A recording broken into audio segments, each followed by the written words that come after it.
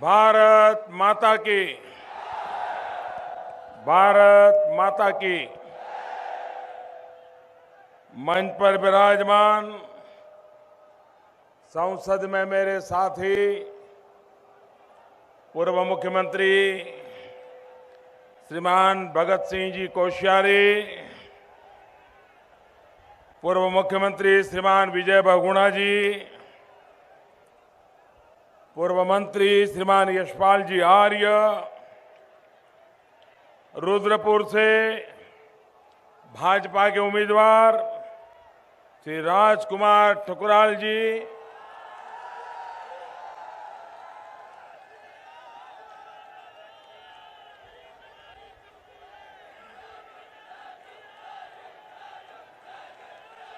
लाल कुआं से भाजपा के उम्मीदवार श्रीमान नवीन दुमका जी,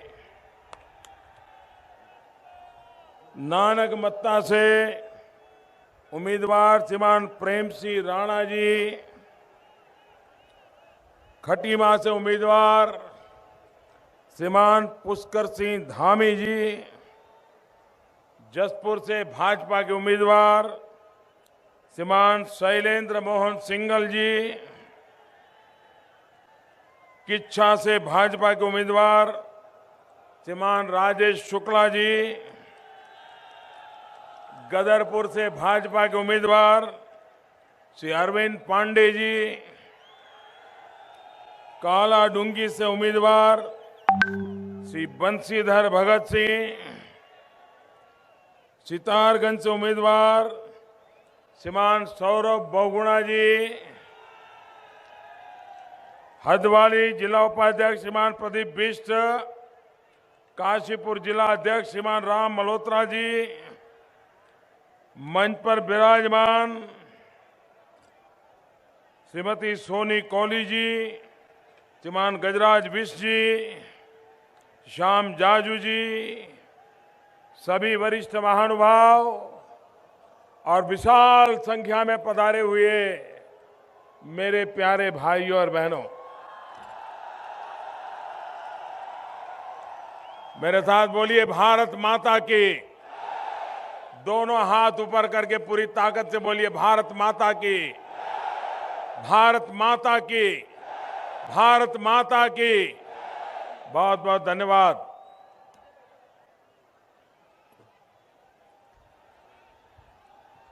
भाइयों बहनों, रुद्रपुर में पहले भी आया हूं, आज फिर एक बार आपके बीच आने का सौभाग्य मिला है। मुझे पता नहीं है इसके पहले कौन प्रधानमंत्री कब यहां आए थे।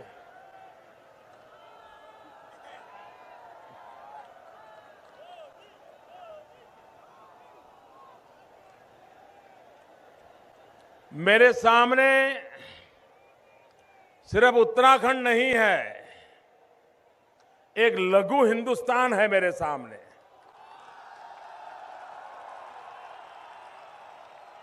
भारत का कोई प्रदेश ऐसा नहीं होगा जिसके लोग रुद्रपुर में न रहते हो। एक प्रकार से ये मिनी हिंदुस्तान है रुद्रपुर, और इसलिए रुद्रपुर में जो होता है पूरे हिंदुस्तान की हवा का वो बैरोमीटर होता है। रुद्रपुर में जो होता है पल दो पल में हिंदुस्तान के कोने कोने में खबर पहुंच जाती है। एक प्रकार से रुद्रपुर हिंदुस्तान के हर कोने से हर पल उसकी धड़कन जुड़ी रहती है। ऐसे रुद्रपुर वासियों को आज मुझे मिलने का सौभाग्य मिला, और आप इतनी बड़ी संख्या में हम सबको आशीर्वाद देने के लिए आए। मैं आपका बहुत बहुत धन्यवाद करता हूं। हृदय से आप सबका नमन करता हूं।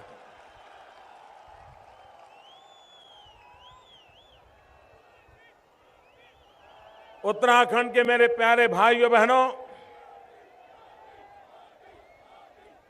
आज 11 फरवरी है। आज पंडित दीनदयाल उपाध्याय जी की पुण्यतिथि है और आज से ठीक 1 महीने के बाद इसी समय 11 मार्च को पूरा उत्तराखंड विजय उत्सव मनाता होगा, ये मैं देख रहा हूं।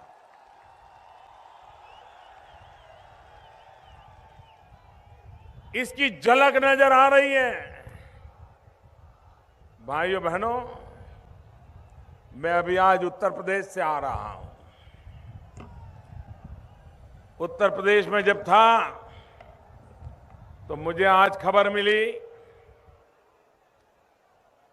कि उत्तर प्रदेश में एमएलसी का चुनाव चल रहा था।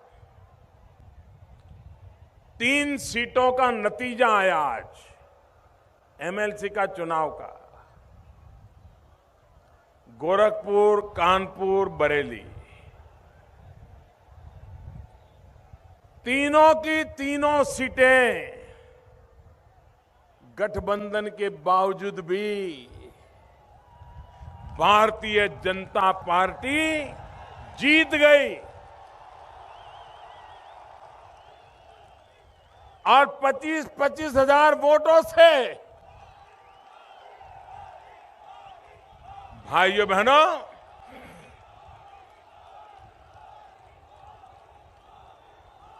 ये हवा का रुख कहां है, इसका ये सैंपल सर्वे था।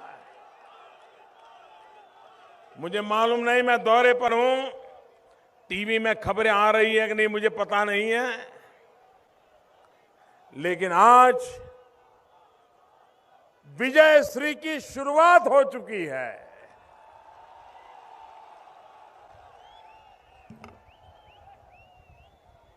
कांग्रेस पार्टी और समाजवादी पार्टी ने वहां गठबंधन किया है, उसके बावजूद भी एमएलसी के चुनाव में तीनों सीटों पर भव्य विजय।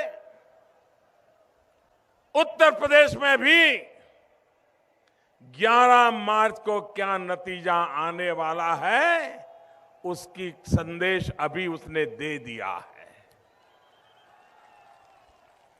आज मैं इस देवभूमि में आया हूं। मैं देश के वैज्ञानिकों को बधाई देना चाहता हूं। भाइयों बहनों, ये देवभूमि वीरों की भी भूमि है। मां भारती की रक्षा के लिए जान की बाजी लगाने वाले वीर योद्धाओं की ये धरती है। ऐसी वीर माता हैं इस भूमि में जिन्होंने ऐसे वीर संतान पैदा किए हैं जो आज जान की बाजी लगा करके मां भारती की रक्षा कर रहे हैं। देश को सुख शांति मिले, इसके लिए वो सीमा पर तैनात है। लेकिन भाइयों बहनों, आज मेरे फौज का सीना तन जाए, मेरे देश के वैज्ञानिकों का सीना तन जाए, मेरे देश के 125 करोड़ देशवासियों का सीना तन जाए, गर्व से माथा ऊंचा हो जाए, ऐसी एक महान सिद्धि आज हमारे देश ने प्राप्त की है। आप देखते होंगे, खबरें जानते होंगे, फलाने देश ने मिसाइल बनाई, ये मिसाइल 5000 किलोमीटर दूर जाकर के वार करेगी। फलाने देश ने मिसाइल बनाई, 8,000 किलोमीटर जाकर के वार करेगी। पिछले महीने खबर आई थी कि पाकिस्तान ने ऐसे मिसाइल बनाई जो हमारे अंडमान निकोबार तक आकर के तबाह कर सकती है, उधर इजराइल तक को तबाह कर सकती है। ऐसी खबरें आई थी। भाइयों बहनों, भारत के पास भी मिसाइलों में कोई कमी नहीं है। लेकिन आज भारत ने एक बहुत बड़ा पराक्रम किया। आज भारत के वैज्ञानिकों ने एक सफल प्रयोग किया कि किसी भी दुश्मन देश की मिसाइल उसके यहां से निकले और हमारे यहां पहुंचने से पहले ही 150 किलोमीटर ऊपर हवा में उसी को मार सकता है, ऐसी मिसाइल पैदा कर दी। भाइयों बहनों, 150 मील ऊपर अवकाश में आने वाली मिसाइल को निशाना ताक करके वो गति में है, कितनी स्पीड से क्यों न जाती हो, हमारे देश के वैज्ञानिकों ने ऐसी मिसाइल बनाई है, वहीं पर उसका खात्मा हो जाएगा। दुनिया में अब तक ये काम बड़े बड़े 4 या 5 देश ही कर पाए हैं। ये हिंदुस्तान के वैज्ञानिकों ने आज अपना नाम दर्ज कर दिया है। मैं देश के वैज्ञानिकों को बधाई देता हूं। देश के 125 करोड़ देशवासियों को सुरक्षा के लिए, इतनी बड़ी अहम सफलता के लिए हृदय से बहुत बहुत शुभकामनाएं देता। भाइयों बहनों, हम पता नहीं हमारे कांग्रेस के लोग, हमारे विरोधी दल के लोग पता नहीं कौन सा बयान देंगे। वो कहेंगे मोदी सबूत लाओ, 150 माइल ऊपर गए कब थे, मिसाइल पर वार कब किया था, जरा बताओ। क्योंकि सर्जिकल स्ट्राइक का भी सबूत मांग रहे थे। देश के फौज के लोग सीमा पार दुश्मन के मुल्क में, इलाके में जाकर के उसके दांत खट्टे कर करके वापिस लौट आए। अभी तक दुश्मनों को होश नहीं आ रहा है कि ये कैसे हुआ। पूरी दुनिया चर्चा कर रही है कि भारत की फौज में ये ताकत है, लेकिन भाइयों बहनों, हमारे देश की राजनीति इतनी नीचे गिर गई कि देश के कुछ राजनीतिक दल, कुछ राजनेता ये पूछने लगे कि जरा सर्जिकल स्ट्राइक का सबूत दो, सबूत। मुझे बताइए, ये देश के जवानों का अपमान है कि नहीं है? देश की सेना का अपमान है कि नहीं है? देश के सामर्थ्य का अपमान है कि नहीं है? देश के विश्वास का अपमान है कि नहीं है? देश की संकल्प शक्ति का अपमान है कि नहीं है? भाइयों बहनों, क्या ऐसे लोगों को ये देवभूमि में अभी भी मौका दिया जाएगा क्या? दिया जाएगा क्या? उनके पापों का हिसाब लेने का वक्त आ चुका है भाइयों। और इसलिए मैं आपसे आग्रह करने आया हूं कि इस बार उत्तराखंड में ऐसा परिणाम दीजिए जो उत्तराखंड के भविष्य को निर्धारित कर दे। भाइयों बहनों, अटल बिहारी वाजपेयी जब देश के प्रधानमंत्री थे तो अटल बिहारी वाजपेयी जी ने हिंदुस्तान को 3 राज्य दिए, झारखंड, छत्तीसगढ़, उत्तराखंड। और आज जो रुद्रपुर बना है, ये जो औद्योगिक इलाका तैयार हुआ है, उसका अगर श्रेय किसी एक व्यक्ति को जाता है तो अटल बिहारी वाजपेयी सरकार की नीतियों को जाता है। उन्होंने जो टैक्सेशन में नीतियां बनाई, उसका परिणाम है कि यहां औद्योगिक नगरी बनना शुरू हो गया और देश भर के लोग रोजी रोटी कमाने के लिए यहां आने लगे। भाइयों बहनों, यहां छोटे छोटे उद्योगों की जाल है, अनेक लोगों को रोजगार देने की ताकत है। इस बार बजट में हमने सबसे बड़े अगर फैसले किए हैं तो इन लघु उद्योगों को सबसे ज्यादा मदद करने वाले फैसले किए। सरकार ने जो ये मध्यम और लघु उद्योगों को 30% टैक्स देना पड़ता था, ये हमारी दिल्ली में बैठी हुई सरकार ने अब तक कोई उनकी सुनता नहीं था। 30% में से एक ठाम 25% कर दिया। 5% रियायत जो उद्योग जगत में बैठे उनको पता होता है इसका कितना बड़ा फायदा होता है। हम मुद्रा योजना लाए, बिना कोई गारंटी कोई भी व्यक्ति बैंक से लोन ले सकता है। इस देश के 2 करोड़ से ज्यादा लोगों को लाखों करोड़ों रुपयों का लोन दे दिया गया और उसके कारण व्यापार उद्योग के अंदर गति आए, नौजवान उनको रोजगार मिले। इसलिए स्किल डेवलपमेंट का अभियान, जिस क्षेत्र में जिस प्रकार के उद्योग लगे हो वैसा ही स्किल डेवलपमेंट हो, ताकि उसको अपना गांव छोड़ करके जाना न पड़े, वहीं कल कारखाने में काम मिल जाए और खुद भी अपना छोटा मोटा कारोबार चालू करना चाहता है तो कर सकता है। मैं आज रुद्रपुर वासियों से कहने आया हूं, मेरे लिए ये पूरा क्षेत्र सिर्फ चुनाव का मैदान नहीं है। मेरे लिए क्षेत्र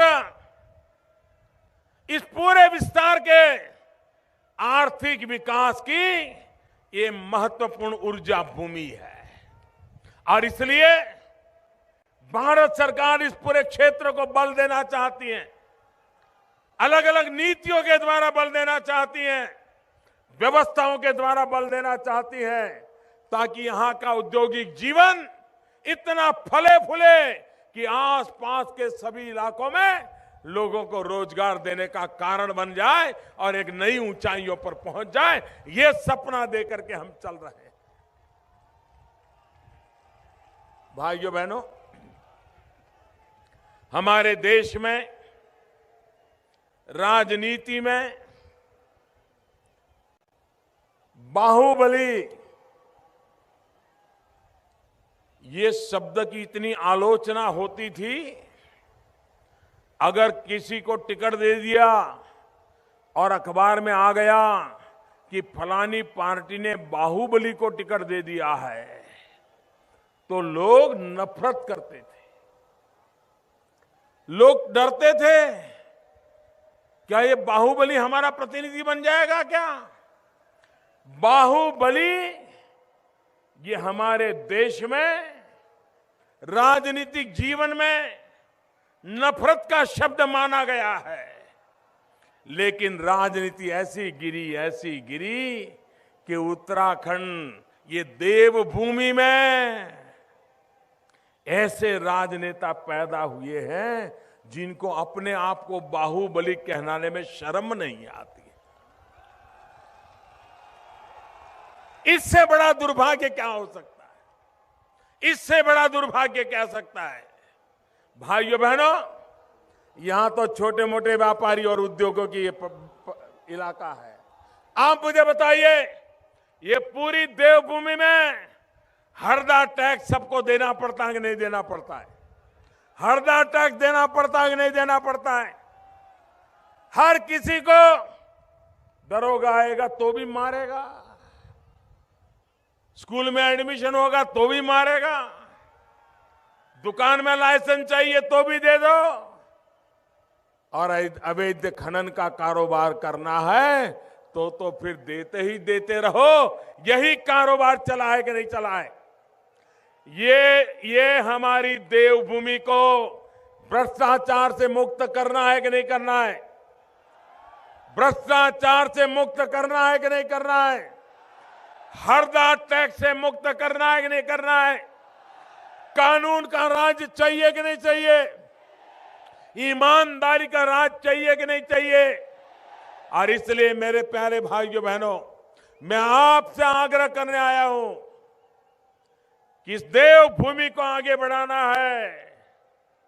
आप भारतीय जनता पार्टी की सरकार बना के हमें सेवा करने का अवसर दीजिए।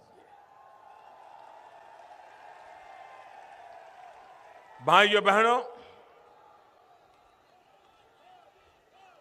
जब अटल जी की सरकार थी तब भी यहां पर ऐसा कारोबार था कि अटल जी चाहते हुए भी उत्तराखंड का भला करने में दिक्कतें आई। मैं 2.5 साल से बैठा हूं, अनेक काम करने के लिए मैंने योजनाएं रखी, उत्तराखंड को आगे बढ़ाने के लिए योजनाएं रखी, लेकिन यहां ऐसे लोग बैठे हैं कि जिनको विकास में कोई रुचि नहीं है, सिर्फ अपनी कुर्सी बचाने में रुचि है, और इसलिए विकास के काम नहीं हुए। भाइयों बहनों, आज मेरी देवभूमि हिमालय की ऊंचाइयों पर है, लेकिन ये राजनीति ने ऐसे गड्ढे में डाला हुआ है, ऐसे गड्ढे में डाला है, इसको बाहर निकालने के लिए 2-2 इंजन लगाने पड़ेंगे। 2-2 इंजन, एक उत्तराखंड की भाजपा सरकार इंजन और दूसरी केंद्र में मोदी सरकार का इंजन। 2 इंजन लगेंगे, तब जाकर के उत्तराखंड ये गड्ढे में से बाहर आएगा। और इसलिए भाइयों बहनों, विकास एक ही रास्ता है। सब समस्याओं का समाधान सिर्फ और सिर्फ विकास में है। और विकास की बात जब मैं करता हूं, तब भाइयों बहनों, विकास का विद्युत चाहिए, विकास का कानून व्यवस्था चाहिए, विकास का सड़क चाहिए। अगर उत्तराखंड को इन व्यवस्थाओं से जोड़ दिया जाए तो उत्तराखंड के लोगों में दम है, वो यहां का इस भूमि को नंदनवन बना करके छोड़ देंगे। ये ताकत यहां के लोगों की।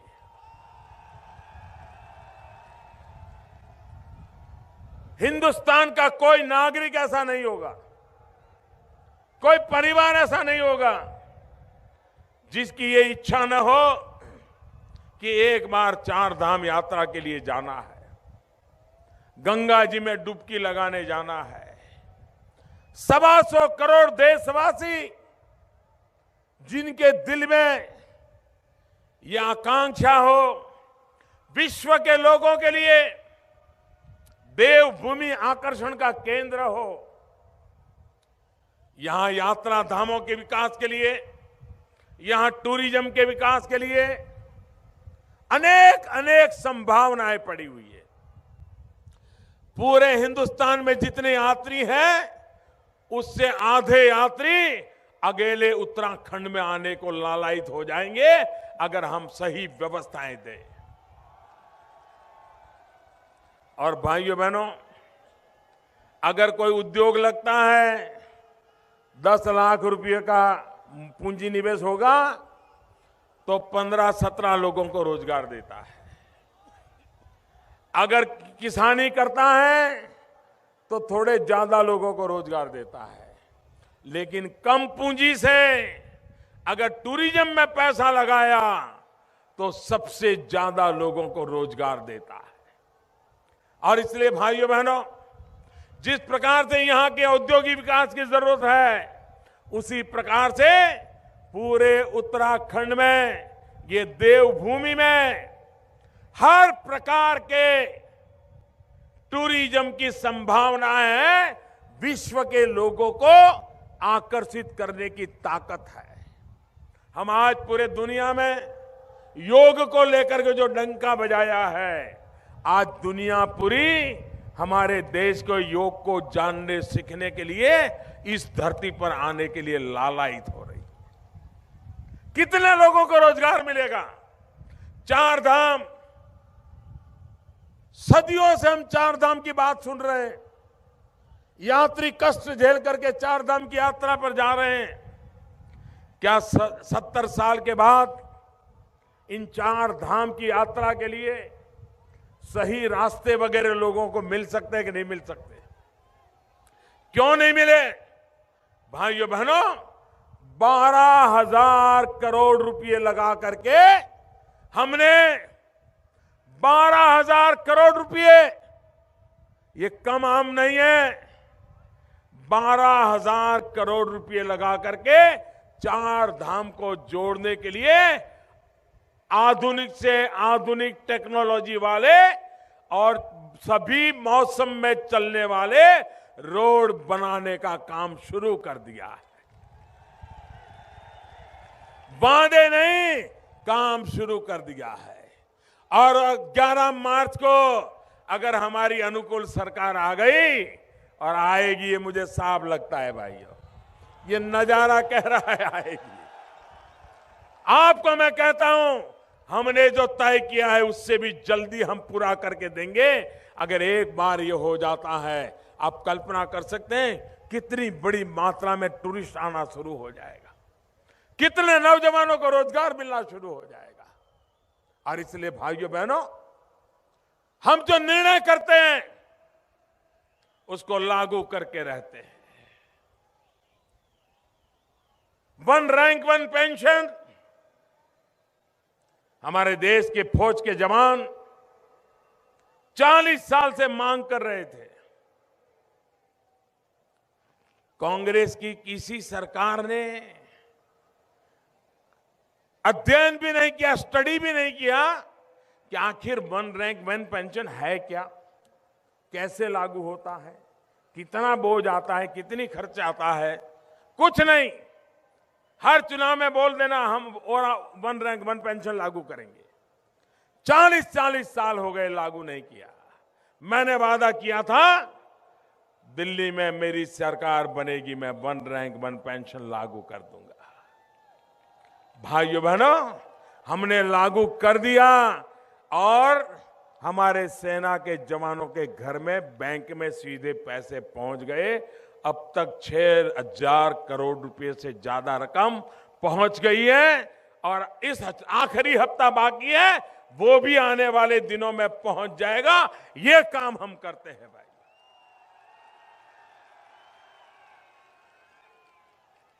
भाइयों बहनों, मेरी सरकार इस देश के नौजवानों को रोजगार देना चाहती है। मेरी सरकार इस देश के किसानों के खेत में पानी देना चाहती है। मेरी सरकार इस देश के बच्चों को अच्छी शिक्षा देना चाहती है। मेरी सरकार इस देश के बुजुर्गों को सस्ते में अच्छी दवाई देना चाहती है। मेरी सरकार इस देश के नौजवानों को रोजगार, कमाई देना चाहती है।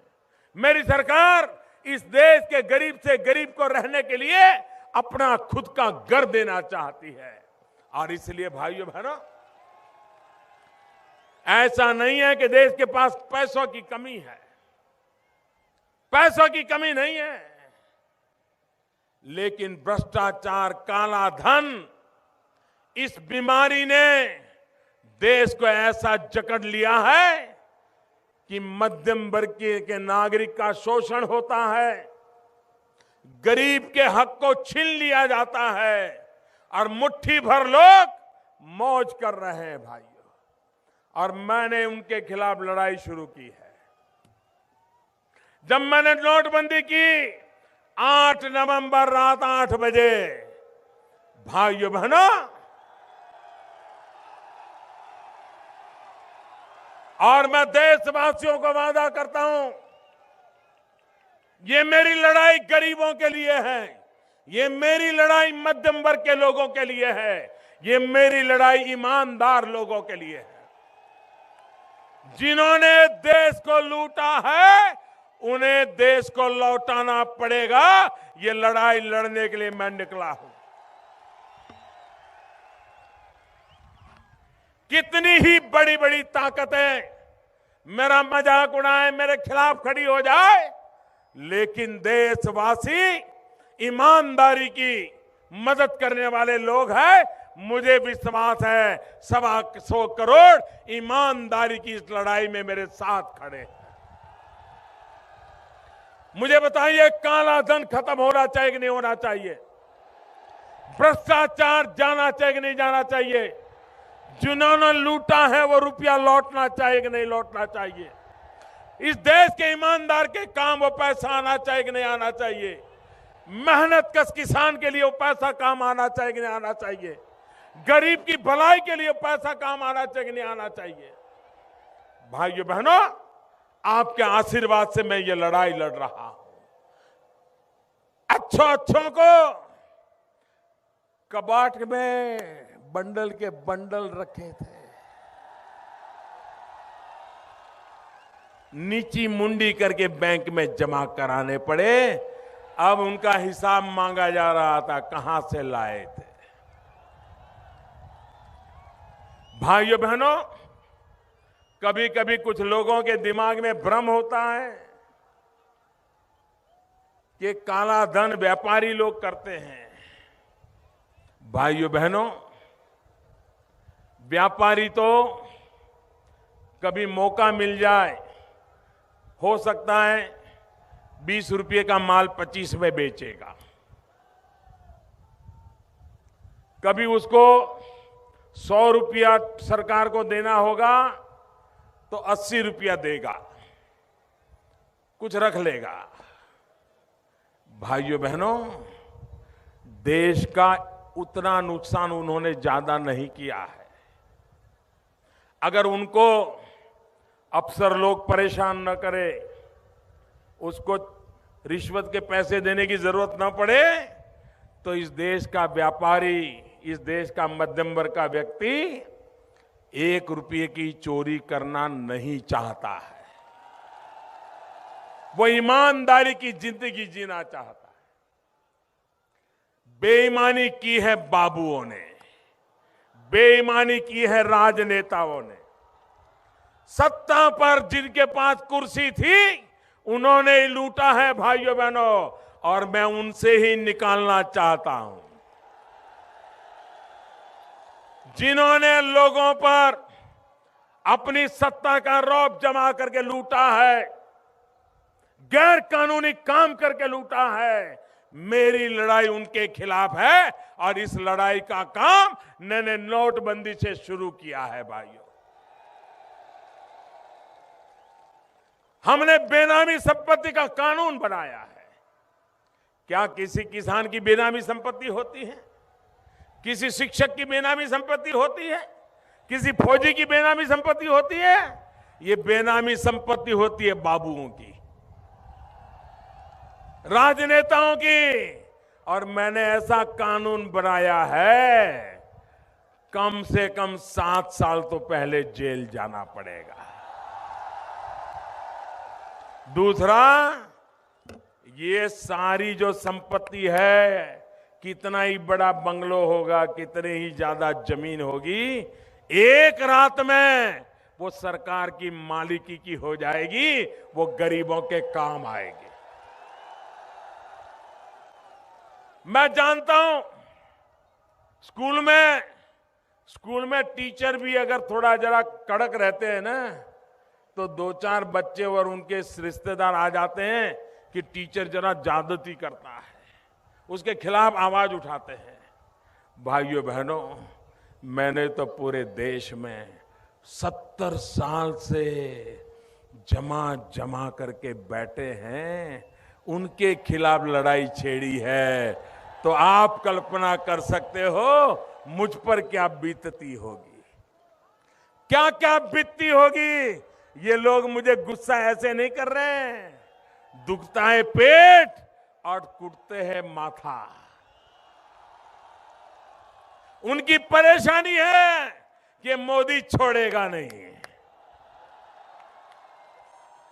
मुझे किसी ईमानदार को परेशान नहीं करना है, लेकिन गरीबों का लूटा है आपने, सत्ता का दुरुपयोग करके लूटा है। और इसलिए भाइयों बहनों, हिंदुस्तान के नौजवान का भविष्य बनाने के लिए ये लड़ाई मैंने छेड़ी है और मुझे आपके आशीर्वाद चाहिए भाइयों।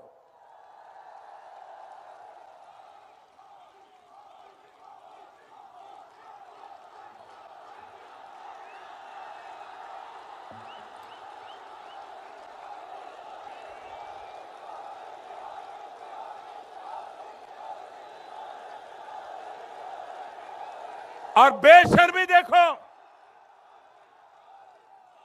बेईमानों की बेशर्मी देखो। कैमरा के सामने रुपयों की लेती देती की चर्चा करते हैं तो भी शर्म का नामो निशान नहीं है जी। और इसलिए भाइयों बहनों, मैं जानता हूं यह लड़ाई मुश्किल होगी, हर डगर मुझे खतरे होंगे, लेकिन 125 करोड़ देशवासियों के आशीर्वाद है। खतरों से खेलना मेरा स्वभाव है।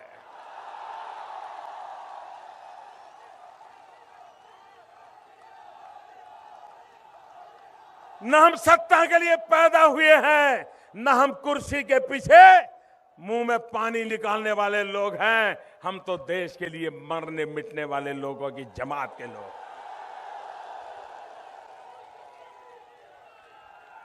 इसलिए भाइयों बहनों, देश एक बदलाव से गुजर रहा है। 70 साल की बेईमानी के कालखंड से ईमानदारी के रास्ते पर चलने के लिए आज देश तैयार है। भाइयों बहनों, कभी आपने सोचा है, हमारे देश का 70 साल का इतिहास देख लीजिए, हमेशा सरकार कोई निर्णय करे तो जनता सरकार के सामने होती है,